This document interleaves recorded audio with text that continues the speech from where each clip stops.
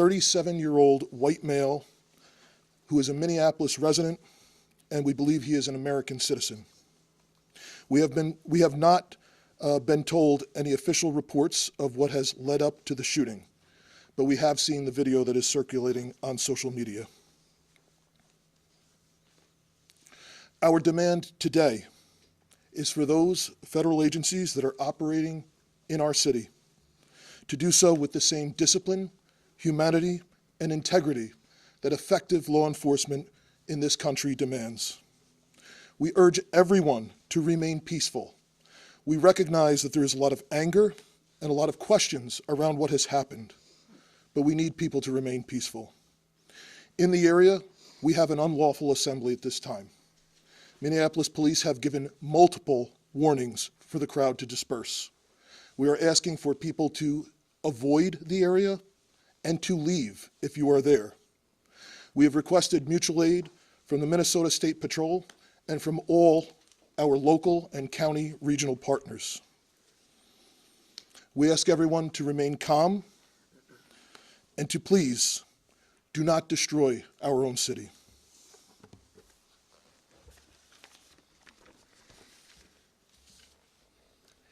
I just saw a video of more than 6 masked agents pummeling one of our constituents and shooting him to death. How many more residents, how many more Americans need to die or get badly hurt for this operation to end?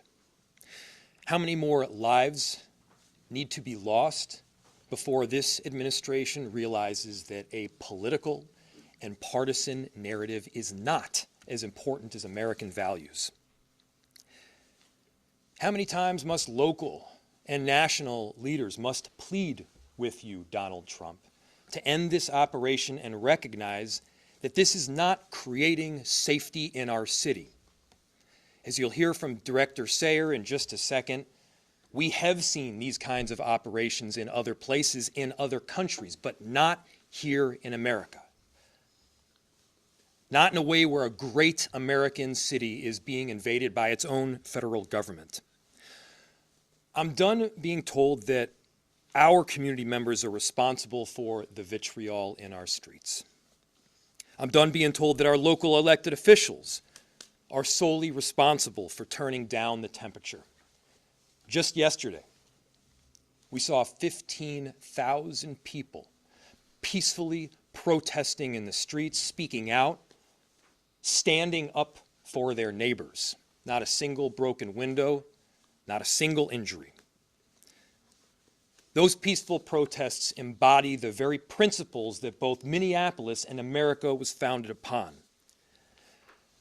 Conversely, the mass militarized force and unidentified agents who are occupying our streets, that is what weakens our country. That is what erodes trust in both law enforcement and in democracy itself. So to everyone listening, stand with Minneapolis. Stand up for America. Recognize that your children will ask you what side you were on. Your grandchildren will ask you what you did to act to prevent this from happening again, to make sure that the foundational elements of our democracy were rock solid. What did you do to protect your city? What did you do to protect your nation? This is not what America is about. This is not a partisan issue. This is an American issue. This administration and everyone involved in this operation should be reflecting. They should be reflecting right now and asking themselves, what exactly are you accomplishing? If the goal was to achieve peace and safety, this is doing exactly the opposite. If the goal was to achieve calm and prosperity, this is doing exactly the opposite. Are you standing up for American families right now, or are we tearing them apart? The invasion of these heavily armed masked agents roaming around on our streets of Minneapolis, emboldened with a sense of impunity, it has to end. This is not how it has to be.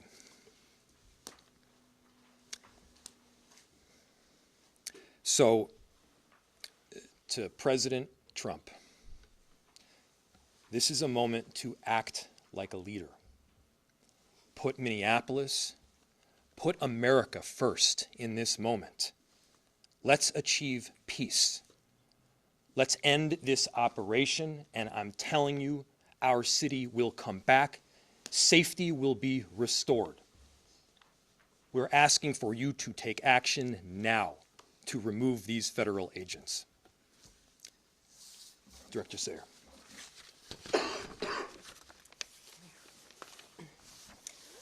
My name is Rachel Sayer, and I am the Director of the Emergency Management Department for the City of Minneapolis.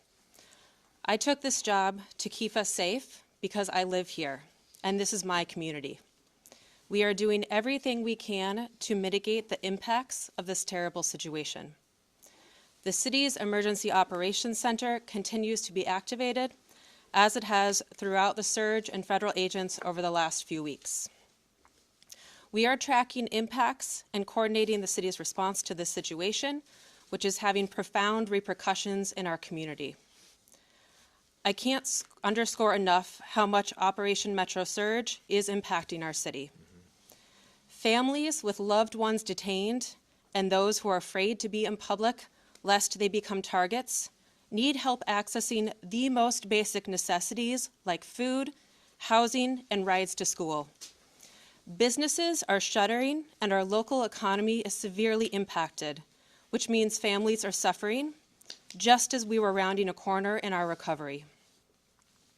Many of our Minneapolis residents, my neighbors, my friends, my community members, are ceasing participation in public life, afraid to even go to the doctor. In response, the city enterprise continues to utilize our entire emergency apparatus. That means staff across departments, often around the clock, are putting their regular jobs on hold in order to respond to the impacts of Metro Surge. I want everyone to know there are numerous resources available to community members right now. We have mental health help available. We have food assistance, housing and rental assistance, legal help. We are sharing information about what to do if you are exposed to tear gas, pepper spray, or other chemical agents, and the state AGs and ACLU are collecting reports of rights violations. You can access these resources on the city's virtual resource center at minneapolismn.gov/ICE. Please share this information with your neighbors. We have help and we want you to be able to access that. My background is in international humanitarian response in conflict zones, in Yemen, Haiti, Syria, Iraq, and Ukraine. What I've seen here is what I've seen there. A powerful entity violently and intentionally terrorizing people, making them afraid to go outside so they can't earn a living, so that kids are forced out of school. This has a lasting generational impact. People can't plan a single day of their lives because they don't know who is around the corner and if their family member or neighbor is about to be taken away. In these times, you see both the best and the worst. The worst is the terror and the feeling of helplessness. The best will continue to be our community's response. The way we are showing up for each other, that is in the absolute worst of times. We're showing up for each other in the absolute worst of times. I'll turn it back to the mayor. Thank you. We'll open it to questions. We are seeing an incredible volatile situation unfolding right now around that scene. Is there any communication right now between local, federal law enforcement, or cooperation, or where do those efforts stand to try to calm what's going on down there right now? Yeah, I'll turn it to the chief to answer. So the question was, there is an incredibly volatile scene in South Minneapolis right now, and the extent of communication with law enforcement agencies. We have established a command post that is led by Minneapolis Police, and there are representatives from all of the regional, local, county, and state organizations. We have had communication with Homeland Security, but they have not been able to provide us any specific details around the incident itself. We are responsible for ensuring the safety of people on the streets of our city, and we are doing everything that we can to maintain the peace right now, led by Minneapolis Police, but with the help of the Minnesota State Patrol, Hennepin and Ramsey County Sheriffs. Several suburban towns are in the city helping us with 911 calls. We have done an emergency recall of all sworn personnel back to duty. And we are working with the fire department right now to ensure that 2 small fires that were started in the area are safely extinguished. But again, we need everyone to avoid the area if possible, and the people who are in the area, we understand your frustrations. This is not sustainable. But we need people to leave the area at this time. Is the National Guard involved?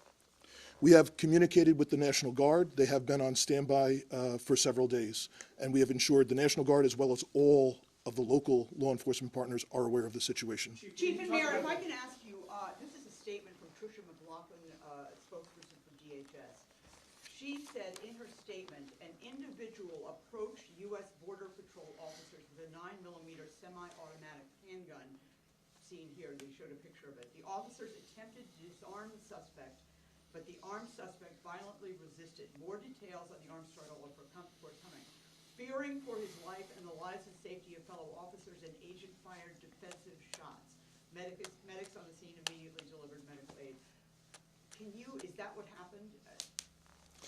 So Minneapolis Police, the question was, you read a statement from DHS saying that a weapon was presented and there was attempts to disarm the person. Again, like I stated earlier, Minneapolis Police, as well as our supervisors, our watch commander, responded to the scene. We were not provided any public safety statement around the incident, what happened. We have since seen a video that is circulating online, like thousands of other people have at this time. So we do not know what happened prior to the recording that is online right now. I immediately called for the Minnesota Bureau of Criminal Apprehension to respond, to conduct an investigation.